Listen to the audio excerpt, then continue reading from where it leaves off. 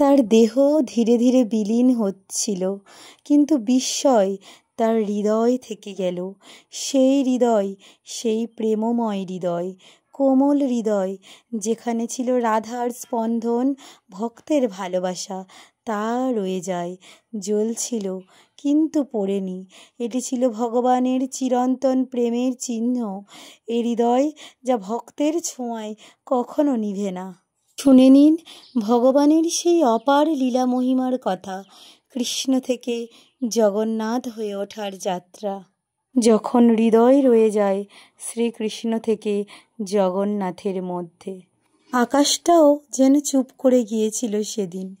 গাছেরা হাওয়ায় দুলছিল, কিন্তু শব্দ করছিল না।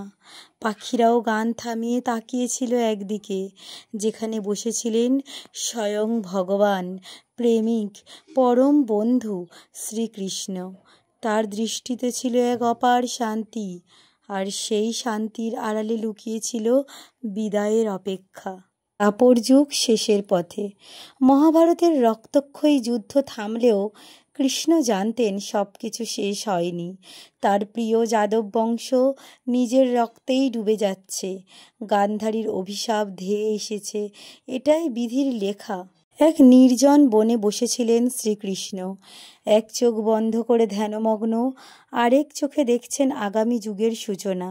ঠিক তখনই এক শিকারী জরা দূর থেকে দেখে ভুল করে ছড়ে এক বিষাক্ত তীর। তীর গিয়ে বিঁধল শ্রীকৃষ্ণের পাদদেশে। জরা ছুটে এলো, দেখেই স্তব্ধ হয়ে গেল। আমি পাপ করেছি, কাঁদতে কাঁদতে জরার কণ্ঠে অনুনয়। শ্রীকৃষ্ণ মৃদু হেসে বললেন, না জরা, এটা কোনো পাপ নয়, এটা সময়।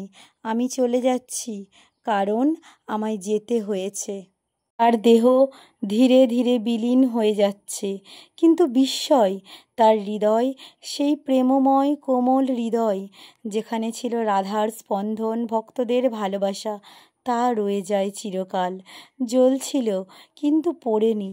এটাই ছিল ভগবানের চিরন্তন প্রেমের চিহ্ন, এক হৃদয় যা ভক্তের ছোঁয়ায় কখনো নিভে না।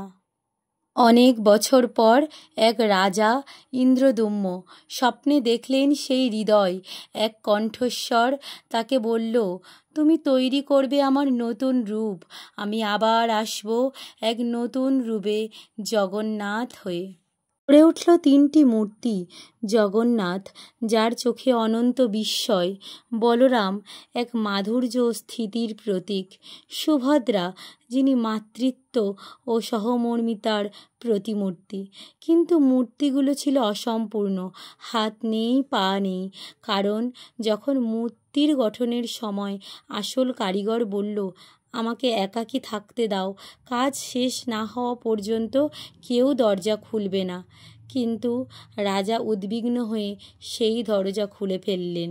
তখনই কারিগর উধাও, আর মূর্তিগুলি থেকে ঠিক সেই মুহূর্তে প্রবেশ করেন ভগবান স্বয়ং শ্রীকৃষ্ণ। অসম্পূর্ণ রূপে পূর্ণ হয়ে ওঠেন জগতের নাথ জগন্নাথ। ঠিক এভাবেই শ্রীকৃষ্ণের হৃদয় আজও বাস করে পুরীর জগন্নাথ মন্দিরে। রথে যখন তিনি বের হন, লক্ষ লক্ষ মানুষ কাঁদে, হাসে, ডাকে, জয় জগন্নাথ, জয় কৃষ্ণ। কেন জানেন? কারণ জগন্নাথ তিনিই কৃষ্ণ, তিনি প্রেম, আর তিনি সেই হৃদয় যা কখনো মরে না। শেষ হয় না ভালোবাসা, শেষ হয় না ঈশ্বরের লীলা, শুধু রূপ বদলায় আর হৃদয় রেখে যায় চিরন্তন প্রমাণ। আজ সেই হৃদয় স্পন্দিত এক নামে, জগন্নাথ। জয় জগন্নাথ, জয় শ্রীকৃষ্ণ।